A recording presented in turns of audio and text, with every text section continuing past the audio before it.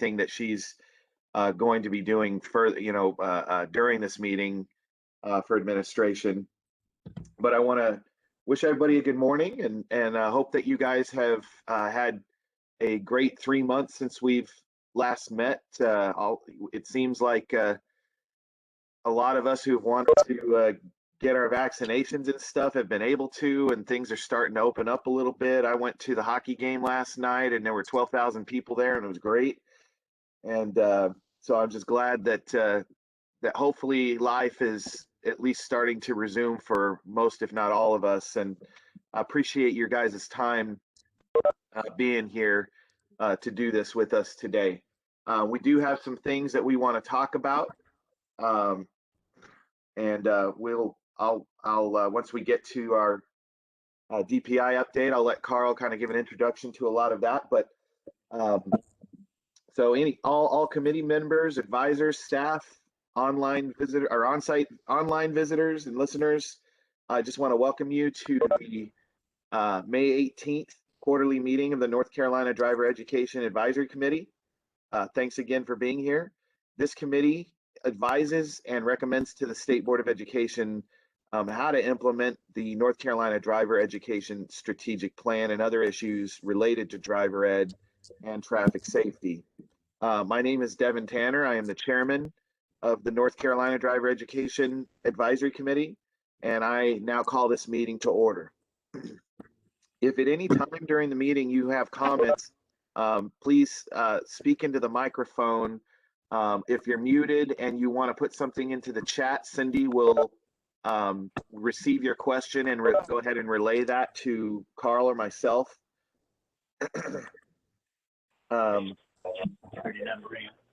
Please speak clearly into your microphone so that it can be recorded. And if you're in the audience and have questions, please wait to be recognized before speaking.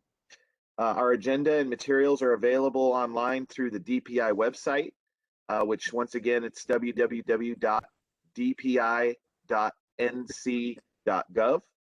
And then there's a driver education section page on there that you can access.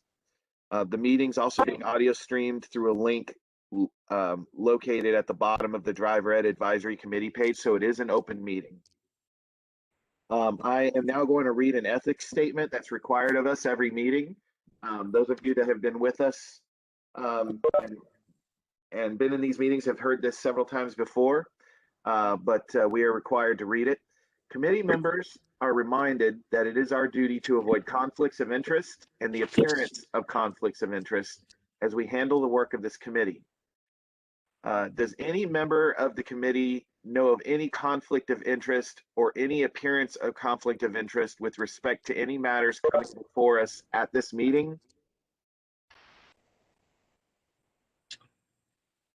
Okay.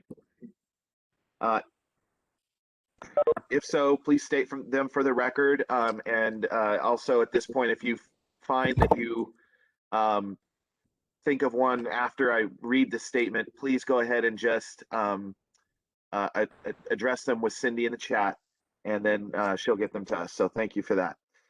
If during the course of the meeting you become aware of an actual apparent conflict of interest, bring the matter to the attention of the chair. I am going ahead and allowing Cindy to be part of the chat on that. It will then be your duty to abstain from participating in discussion on the matter and from voting on the matter. And at this point, Carl, if I'm not incorrect, I don't believe we have anything on the agenda to vote for. Is that correct? No, that's correct. Okay, perfect. At this time, I'm going to go ahead and give Cindy the floor as she will announce roll call and approval of the agenda and minutes. Thank you, Mr. Tanner. Devin Tanner. Aye. Kathy Short. Present. Dr. Brandon Simmons.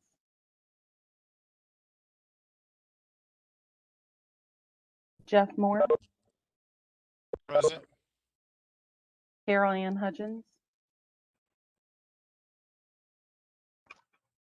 Sarah Martin, Mark Ezel, This is Cheryl Leonard. I'll be representing Mark. Stephen Lowry, Paul DeLuey,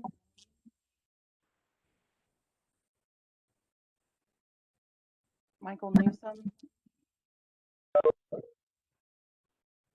Dr. Shanae Flood, Present. Captain Ronald Elkins, Mark Shepard,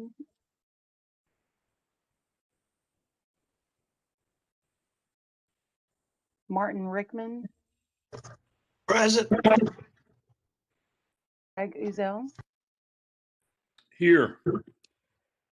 Marvin Smith,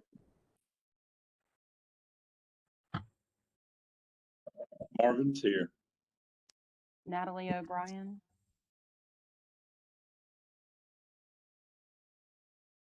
Doug Eller, Doug is here. and Wyatt Smith.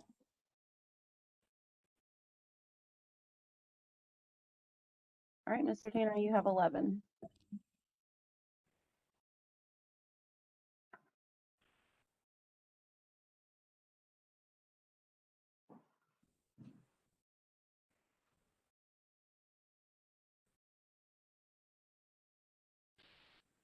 Sorry, I should unmute myself. Sorry, Cindy. And did you see in the chat, we do have Stephen Lowry and Mark Shepard with us. Yes, I have them marked down. as Perfect. present. Thank you. Okay, great, thanks. I neglected to, we're gonna, for redundancy purposes, we're planning to do an approval of the minutes and the agenda as you have all received during this time. And I neglected to give instruction on that. So in the future, I'll give instruction on that. And what will happen is we will basically, as Cindy is giving roll call, if we agree with everything, we'll just say aye, in that we are here and agree with everything. But at this point, are there any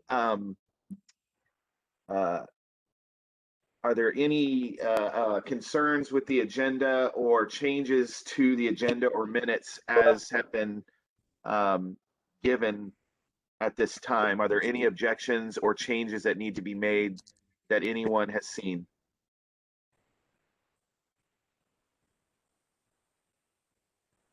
Okay, perfect. So Carl, with the silence, I'm going to go ahead and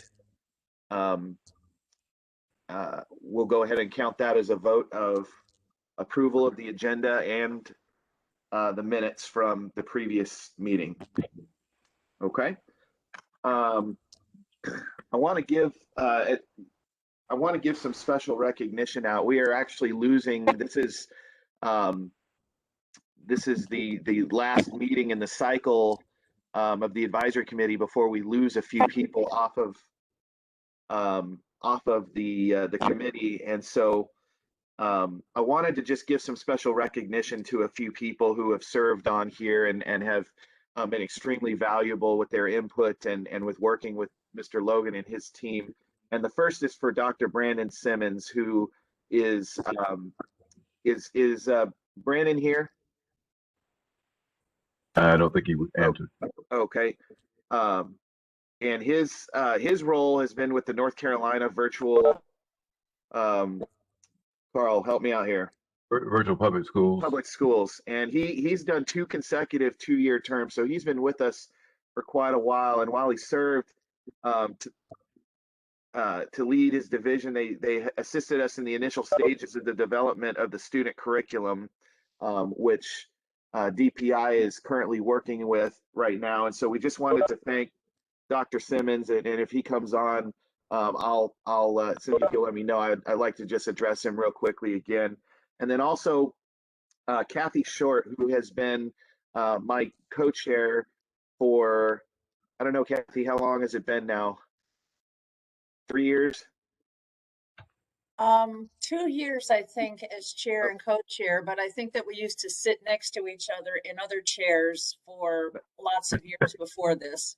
That's correct. And she's with the Department of Insurance, and I have come to become good friends with Kathy. She's been not just a wonderful person to have on this advisory committee, and has um, given me just a very, very pertinent information, and kept me afloat as the chairman. But she served as the vice chair of the committee in 5 years, the first of which she finished the term of her predecessor, and then 2 consecutive 2-year terms of her own.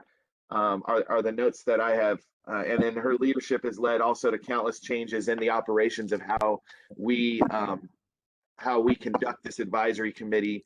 A lot of her ideas and a lot of the meetings that we've had with Mr. Logan and his team have led to changes to this advisory committee and how it's run. And it has become more efficient, believe it or not. And so I just wanted to thank Kathy for not all of her hard work, but her friendship through it all. Kathy, I can't thank you enough. Thank you very, very much, Devin. It has been a great honor and privilege to me to be able to serve on this committee. Driver's education is an issue that's very near and dear to my heart, and I appreciate you having me and the opportunity to serve as vice chair.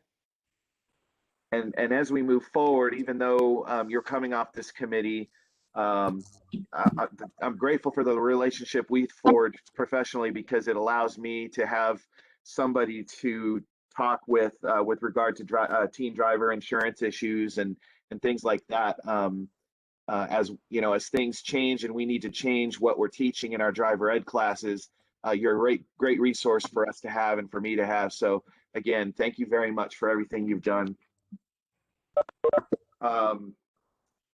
Okay, so at this point, I'd like to go ahead and allow Carl Logan the floor for an update on issues and happenings over at the Department of Public Instruction. Mr. Logan. Thank you, Chair Tanner, Vice Chair Short, committee members and guests. Good morning, all. And we would describe this spring as business as usual. The new norm was the buzz word for last year during COVID-19, but my interpretation now is that we're kind of in a transition phase back to the old norm, if you will. So thanks to the guidance of the CDC, the North Carolina Department of Health and Human Services, and the Department of Public Instruction's leadership team for leading us back to getting the schools opening and running as smooth as they possibly can during this time. So, and those who created the vaccine, we're well on the way for recovery. Governor Cooper made some comments here recently that we had 989,338 cases. We have 15,001 cases reported the day before the announcement last week. There were currently 926 people in the hospital with COVID. And sadly to say that our state has lost 12,862 that have passed away. But effective immediately, exciting news. The mandatory gathering requirements have been lifted, and social distance requirements and most mask mandates. And so get the vaccine now if you haven't. So wear a mask until you get vaccinated. So the old norm was like being a firefighter and putting out fires around our agency and creating policy to eliminate new fires. So, but this agency is full of very dedicated people who enjoy serving the people of North Carolina. And driver education hasn't been immune to all this, as we will continue to share with you some of the issues that we have been going through over the past year, and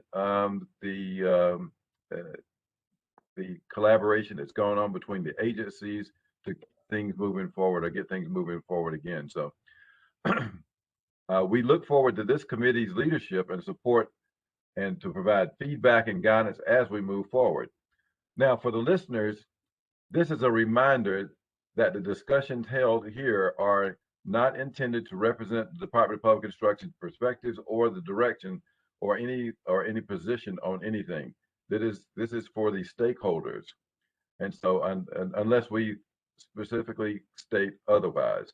So however, these decisions and recommendations are presented to DPI and they may move on to the State Board of Education for appropriate approval or adjustment to policy. So additionally, we have recently begun identifying items that will move forward in the North Carolina Administrative Code, which need to be updated to match the recent changes in the State Board policy. So we will enlighten this committee as to what those are before the final submission. And if you didn't know by now, the North Carolina General Assembly is in full swing, and we are encouraged that the program curriculum has been included in several bills, which will be mentioned shortly. As a reminder, the General Statute 115C-215 requires all local boards of education to use the standardized curriculum provided by the Department of Public Instruction. We are awaiting a budget bill, and hopefully we will be mentioned in there that we'll be able to get that standardized or the digitized curriculum out to all of you. Our goal is to be able to do that without any additional cost to the local budgets. That being said, Devin, I guess we're slightly ahead of schedule, but I was just notified that our legislative consultant is on as well. We had moved forward with, nope, I'm getting ahead of myself, sorry. Here we go. Quarterly reports is why we're ahead. Quarterly reports. We began this school year with 1,310 teachers. We currently have 1,338 teachers. That's an increase of 28 teachers, and there are approximately 10 more that are in the process of having their license acknowledged by the Department of Public Instruction. Indications are that many districts are still experiencing less than 100% of their teaching staffs. This has resulted in a reduction, a vast reduction in the number of students served. So last year, or this current year, in the first quarter, we served 9,228 students in the classroom, 22,929 in the second quarter, and 22,816 in the third quarter, as a total of 54,816 students, or about 50% of the number of eligible students. Behind the wheel, we've served 12,860 in the first quarter, 16,987 in the second quarter, and 16,784 in the third quarter, or 46,631, about 43%. So you can tell that our numbers are slightly down, but this is most likely due to the number of teachers that have not returned to the teaching staffs yet. So, and moving forward, the plans are to update the strategic plan.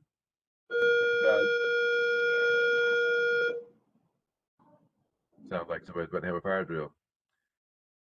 Plans are being made to update the 8-year-old strategic plan document reflecting the accomplishments and the direction of the program. So my staff will meet next week in our first face-to-face meeting in over a year. The plans are to request representatives from stakeholder groups to serve on these work groups. An acceptable goal would be 18 months, culminating with a submission to this committee and then to the State Board of Education for approval. So with that being said, do you have any questions or comments in the question box there, Cindy, for us, the DPI team? No, there are no questions.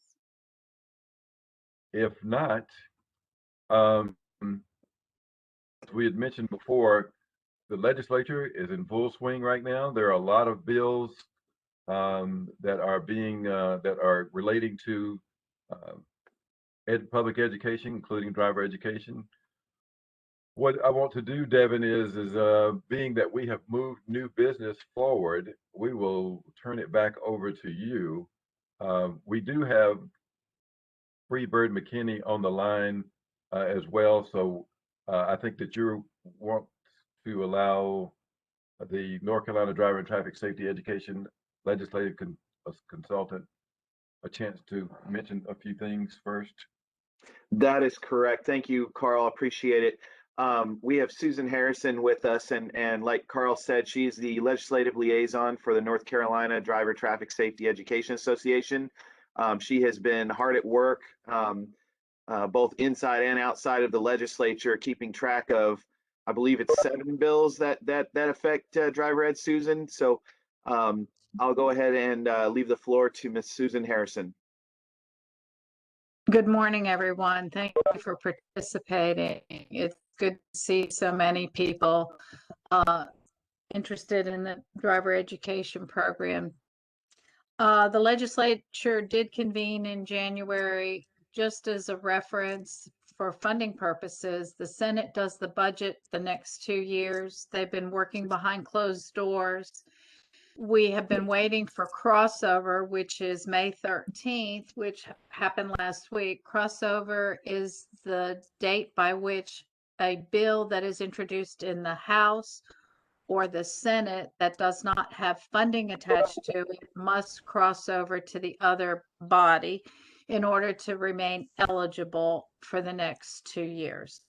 Of course, that's what they say, but sometimes they take stuff out of bills and move them to other bills. So it's just kind of a boilerplate rule that they worked from.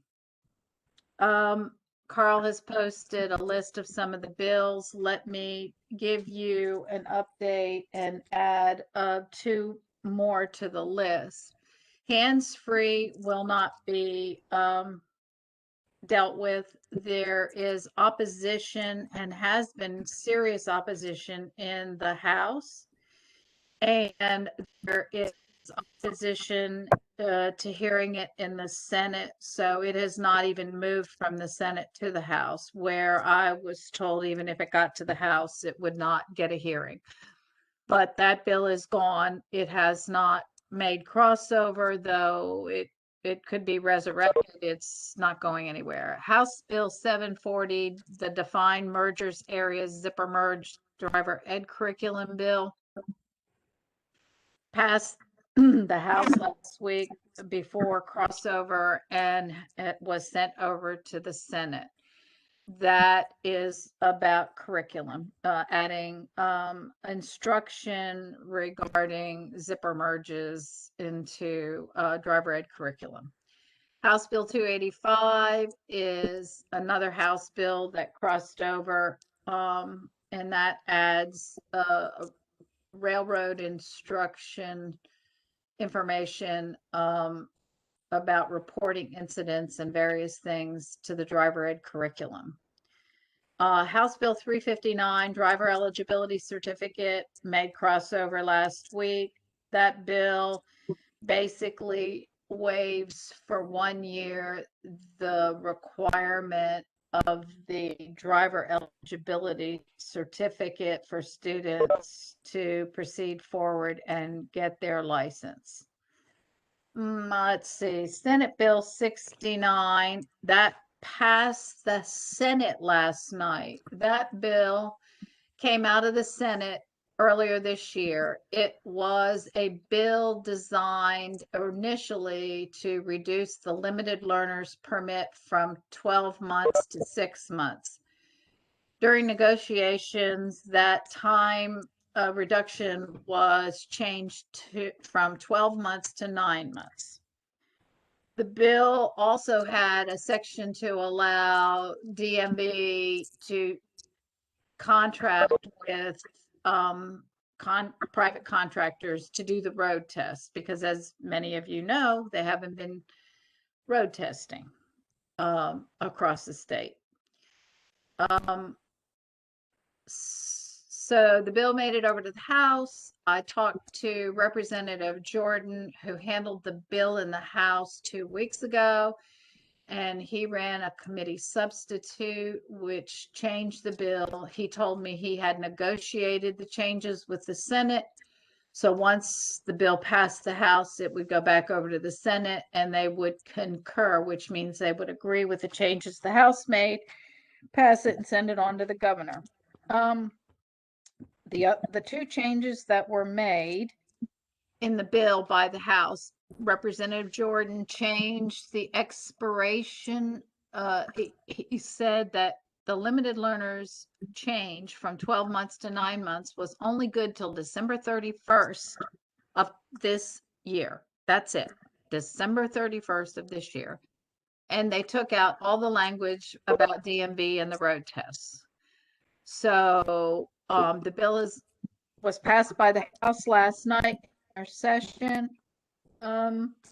I don't think there were any dissensions. There were a lot of absentee members, I think 14, but had excused absences. But the bill passed the Senate and was sent to the governor. He has 10 days to sign it, or it becomes law without his signature, or he can veto it.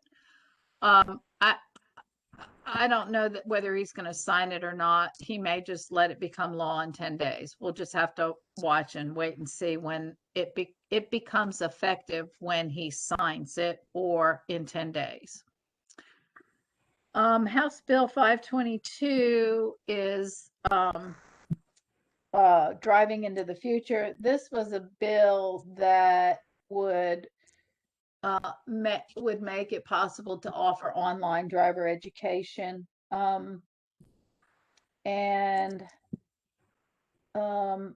It would have to be done within the funds allotted to the program. There was no money. Anyway, the bill was introduced.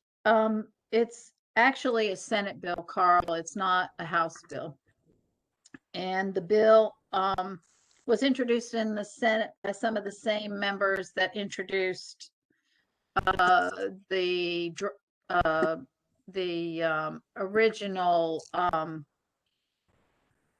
limited learners permit change bill, Senate Bill 69. Anyway, the bill is sitting in the Senate. It has not moved. It doesn't have any money.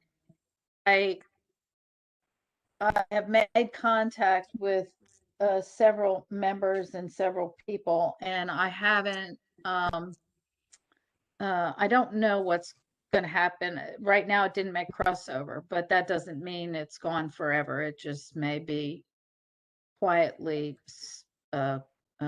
sitting and may have died. I don't know. There's two other bills that aren't on the list. House Bill 864, driver education and drug and alcohol and awareness. And that bill did not move during crossover. There's another bill, House Bill 903. I just want to mention it's school calendar flexibility.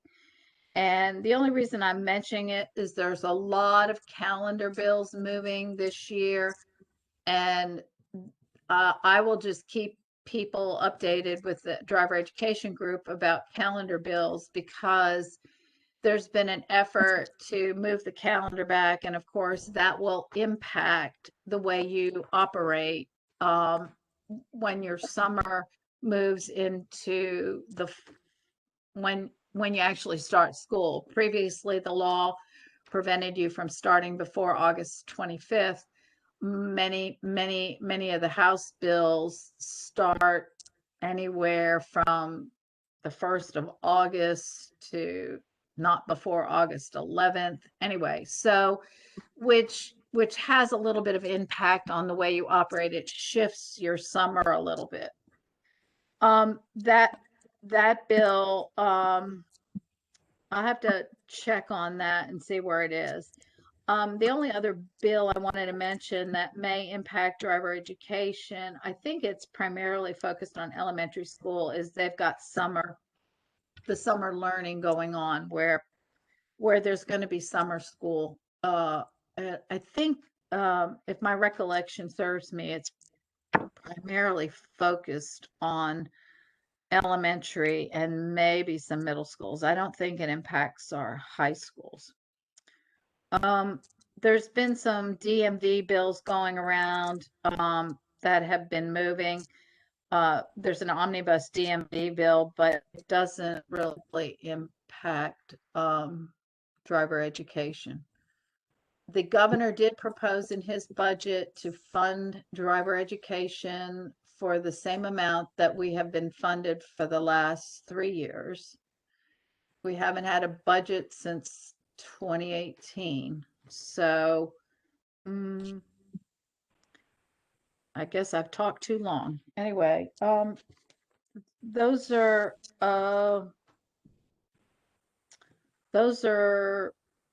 primarily my focus. I haven't focused on other education bills or retirement bills that may impact our drivers, but I just wanted to give you a heads up. I did also, I had gotten word in early February, and I talked to Representative Elmore 2 weeks ago in a meeting about the collections, because driver ed is funded with late fees, fines from motor vehicle registrations.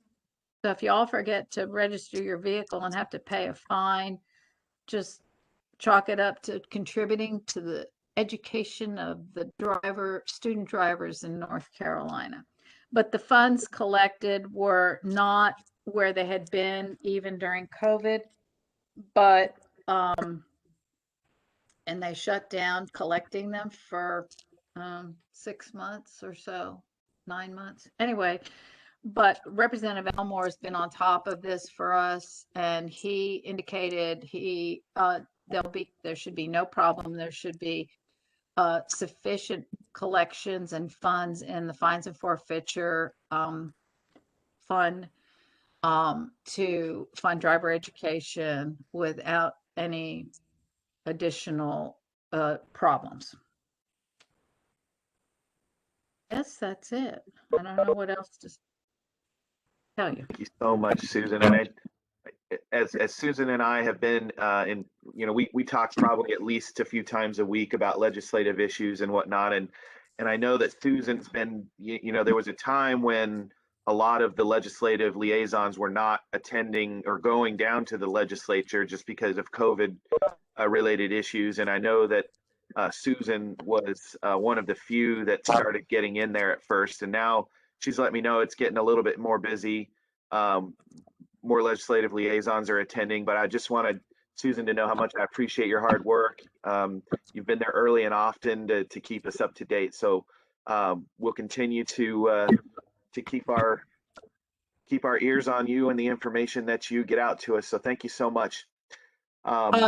One other thing, Devin, since tax day was yesterday, May 17th, instead of April, the and crossover was last week.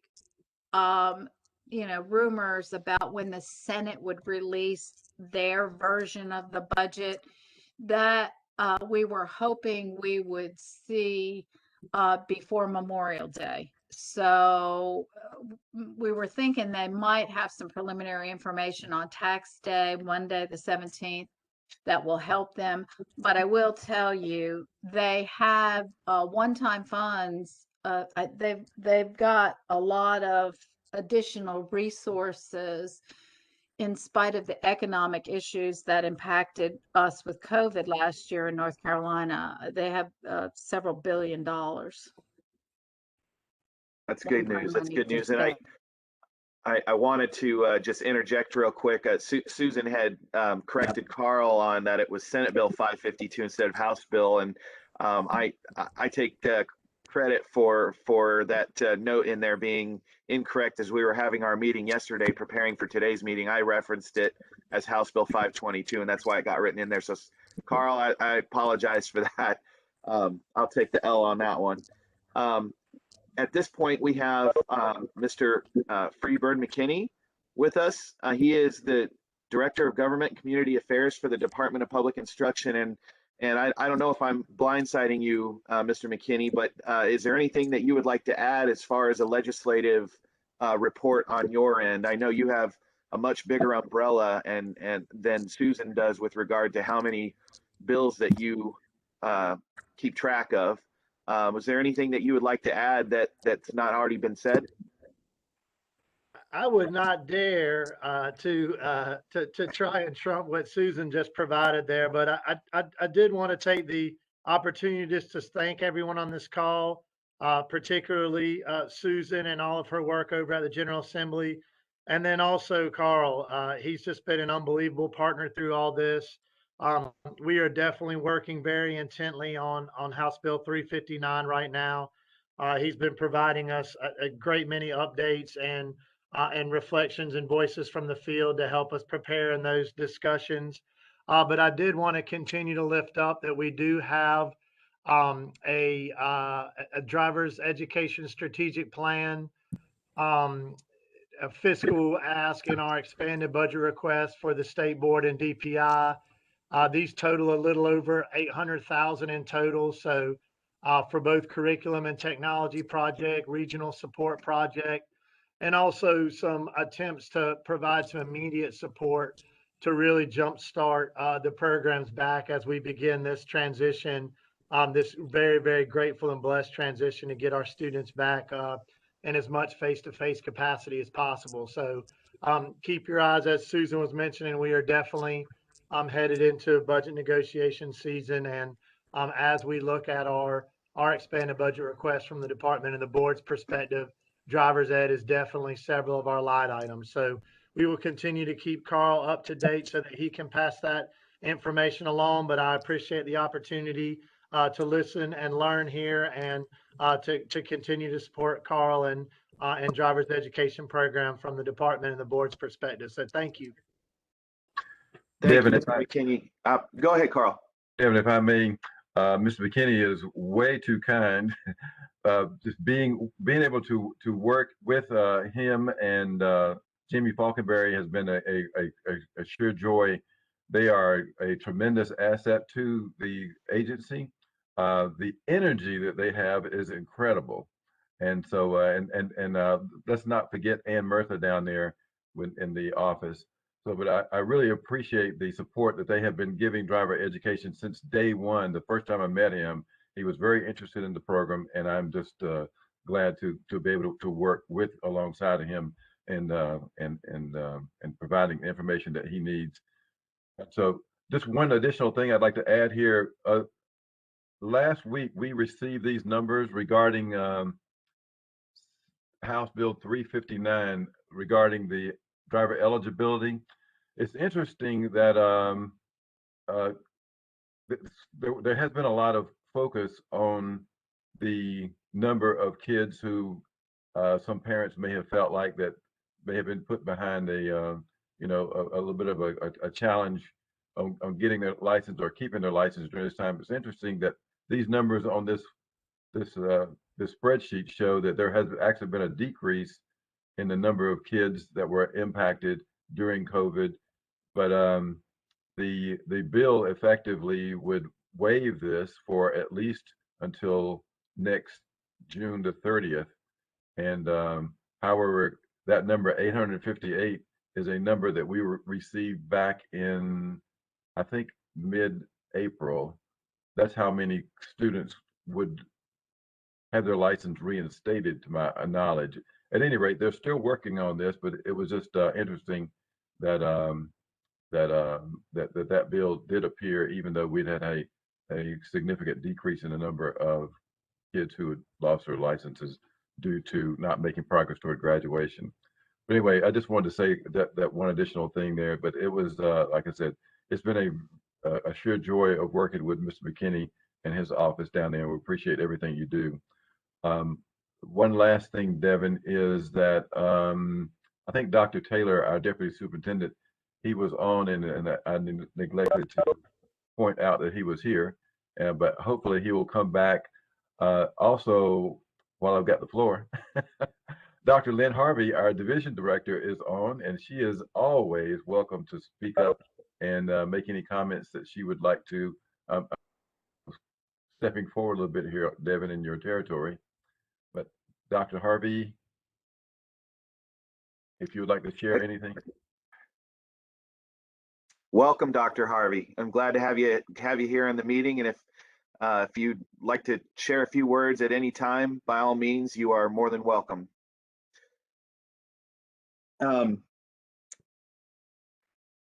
Okay, we are running a little bit ahead, which is good. And normally we run this meeting using Robert's Rules of Orders. As chairman, I'd like to temporarily suspend those rules at this point and open the floor to anybody that may have any questions, either to Susan or Mr. McKinney, with regard to any of the House or Senate bills that are out there, any of the potential laws. So if you have a question, please unmute yourself and speak your name clearly into the microphone. And also just remember with regard to just trying to avoid any conflicts of interest. Are there any questions for Ms. Harrison or Mr. McKinney at this point about any of the legislation, how it may affect driver's ed? This would be the forum to do so.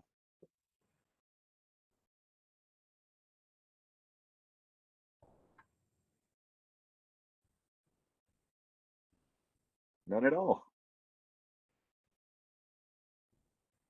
Okay, well, I guess Devin, yeah. if I may, I neglected to it wasn't an oversight. I'm sorry. I was going to say something about Susan. Susan Harrison has been a tremendous asset to the association, which I am a member of for many, many years, and we do appreciate everything that she has done to keep us informed and working with our agency as well on information regarding driver education at the General Assembly and her leadership in the traffic safety education world. So thanks to Susan for that. I do have one question regarding Bill 69, Susan, and I think Carl had just shown it. He's got the graph up right now. Now I know that would suspend having to have an eligibility certificate to show the DMV to get your permit. Does it automatically reinstate any kid who has had their license or permit suspended at this point? Or is there language in it? Yes, it has language in it, but I'm gonna have to go back and look at it again, Devin, because they had made some changes to it as it crossed over into the Senate, and my recollection of reading it, I think it did grandfather some folks that may have had a problem during COVID, but so I'm not speaking out of turn. Let me pull that bill up in the next minute or two here and reread it. I don't think I printed out the latest version of it since it crossed over last week. So let me look at that one and I'll just interrupt or chime in to update you. Okay, what we'll do is after new business here, we're going to go to our subcommittee updates, and we're going to be hearing from Mr. Paul DeLuey in the DMV is what my my notes entail here. Carl, is that still correct? Yes. Okay, and then Susan, after that, if you want me to go ahead and come back to you, then we can discuss that bill at that time. Okay. Are there any other further questions about any of the bills? Okay, at this time, I'll go ahead and reinstate our Robert's Rules of Order. Please make sure if you have a question, go ahead and put it in the chat. Cindy will let us know, and then we'll go ahead and address the question from the chat. Okay, let's go ahead and move on to subcommittee reports. And as far as program administration and education training is concerned, We have nothing for education training today. That was pretty widely covered. Last time we had Angie Stevenson on, she covered a lot of the new online program for our education and training of new instructors. And so I know she's on right now, so we appreciate all the work she's done there. Carl, is there any other program or administration business that needs to come before the committee before we move on to DMV? Just to reiterate, we will be making plans to update the strategic plan, and we will we'll draw up the guidelines on how we're going to do that, and then we'll submit those back to this committee in the next meeting in August. And after that, we'll be soliciting members from the stakeholders and the driver ed community out there, traffic safety education community, on providing their participation in the work groups. We do expect it to be a kind of a long and tedious process, but it will be a labor of love. But yeah, that's the main thing on our list of administration. Our agency, believe it or not, is still building a driver education office. There are so many items that we are addressing to make it more functional and to be able to respond to support requests to the local boards of education, the private schools, the charter schools, the home schools, even the federal schools. So our goal is for better communication.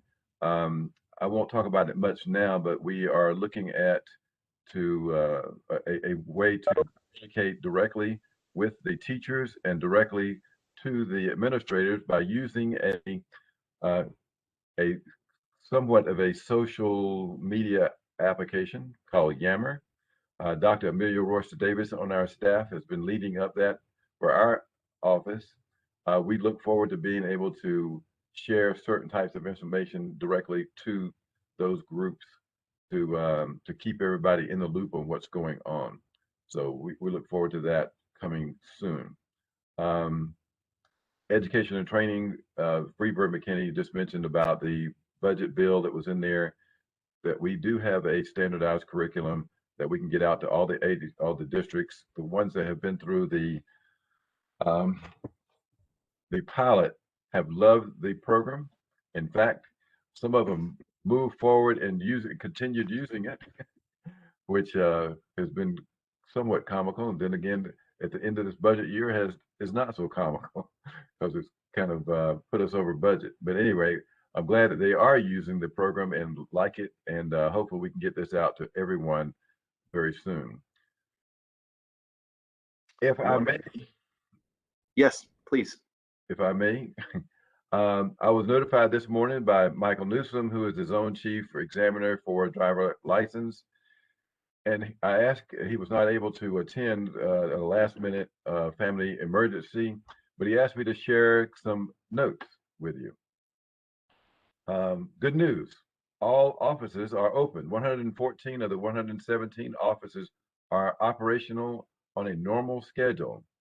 Edenton and the Asheville Express office remain closed for maintenance, and Marshall is pending relocation.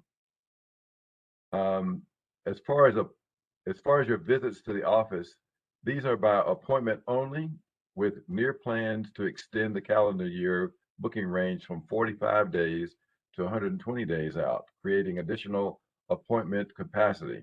And walk-ins are accepted today when and where available. Unfortunately, we cannot project availability for walk-in capacity.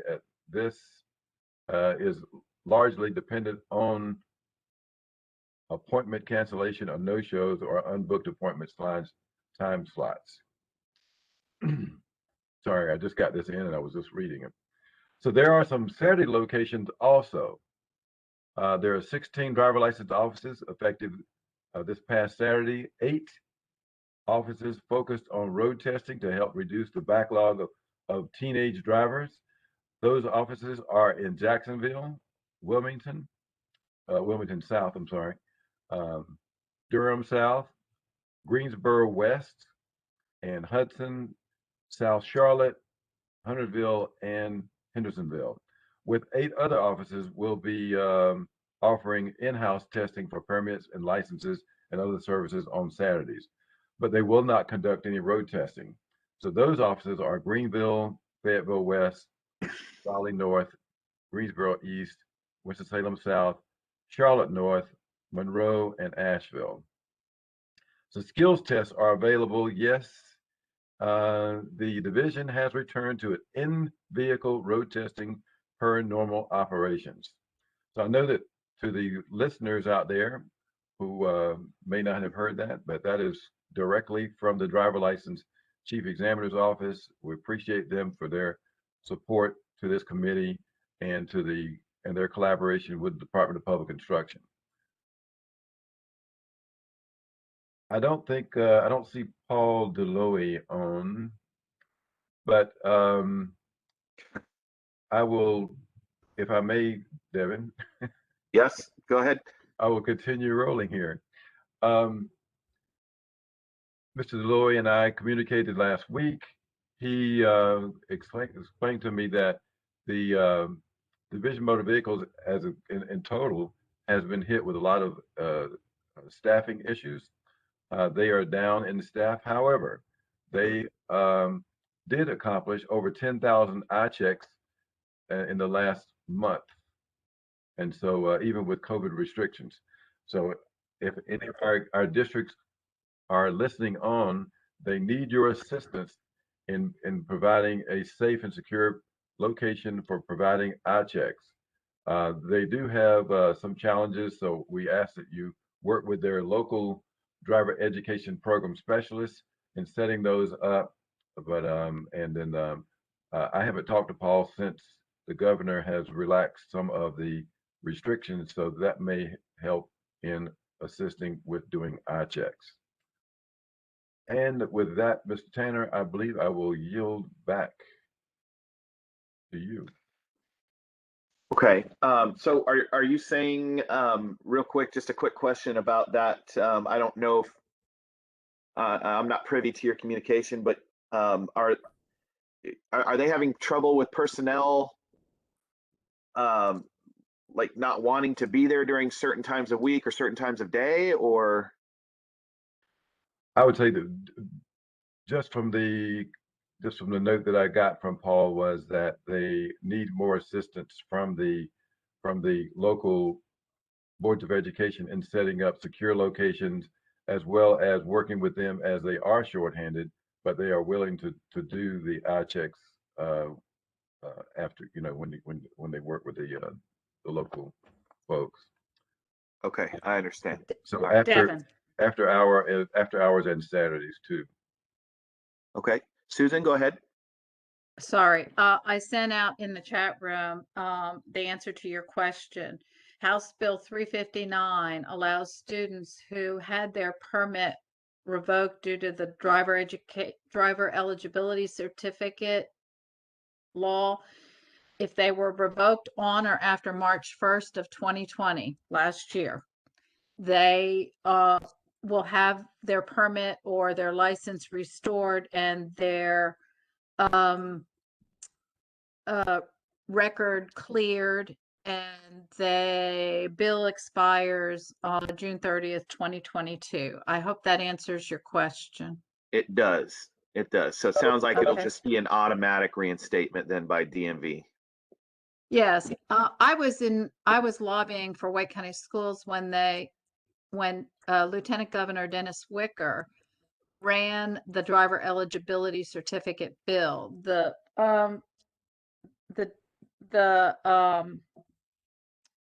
There was a lot of consternation and political haranguing over it. The bill did eventually become law, but it was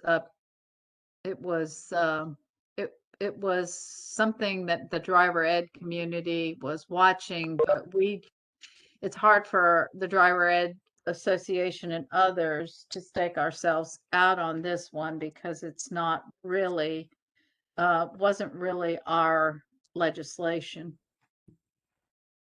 Okay. So anyway, if that helps, I like I said, I put a little bit in the chat room so you would understand what the bill says. I fully expect the bill to pass in the Senate. You know, it may get even looser, but I fully expect it to pass in the Senate. I think there was a feeling when I was talking to some members at the legislature that they don't necessarily embrace the driver eligibility certificate. Okay. Do we have Caroline Hudgens on with us at this point still?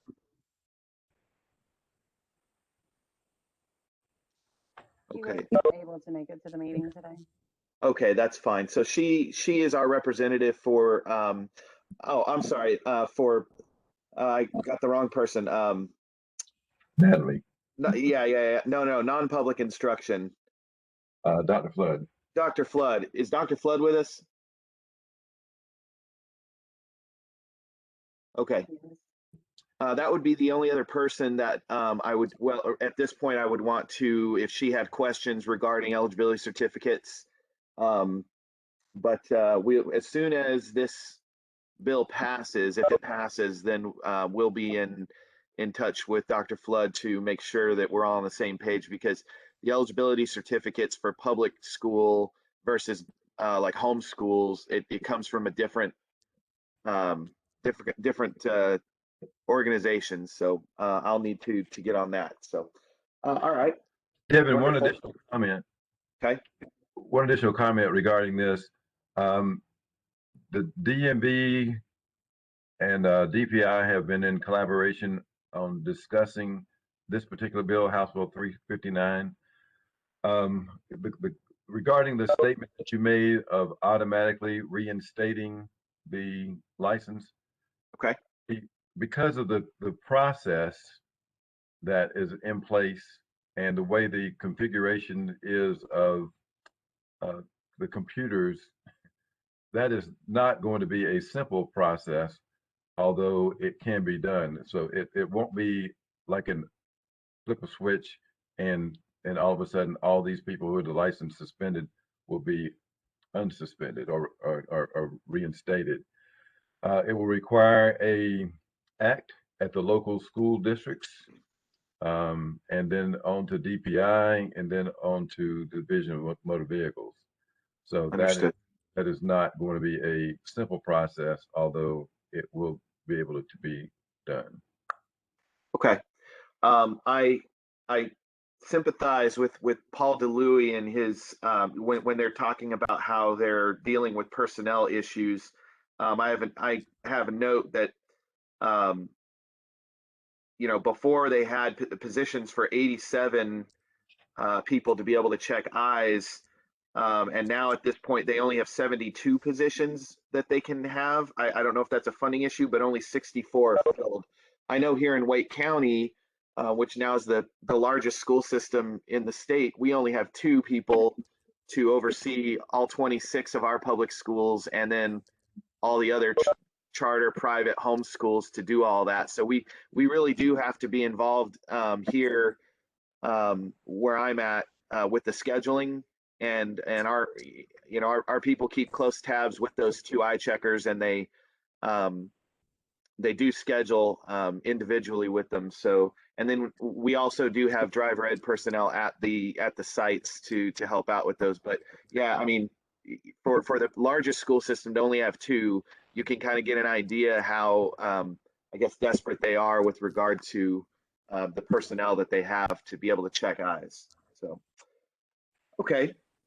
At this point, are there any other subcommittee updates that need to come to the attention of the committee?